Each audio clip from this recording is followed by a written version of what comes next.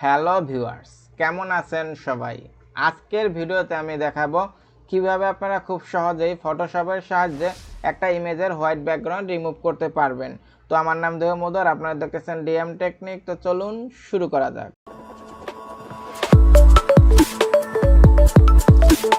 তো সেজন্য কিবোর্ড থেকে কন্ট্রোল এতে প্রেস করে এটাকে সিলেক্ট করবেন, এরপর কন্ট্রোল সি দ্বারা কপি করবেন, এরপর এখানে গিয়ে একটা লেয়ার ক্রিয়েট করবেন। এই যে ব্যাকগ্রাউন্ড লেয়ার, এটা এভাবে ড্র্যাগ করে ডিলিট করে দেবেন।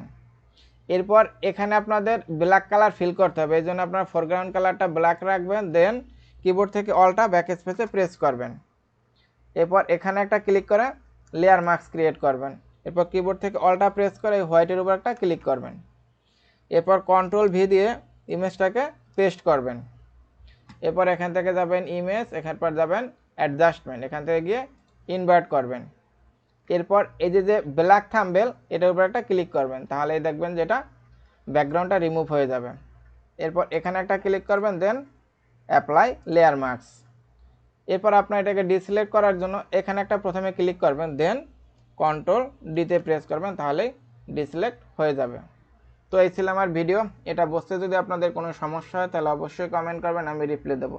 ভালো থাকবেন সবাই, নিজের খেয়াল রাখবেন। Thank you, bye, take care.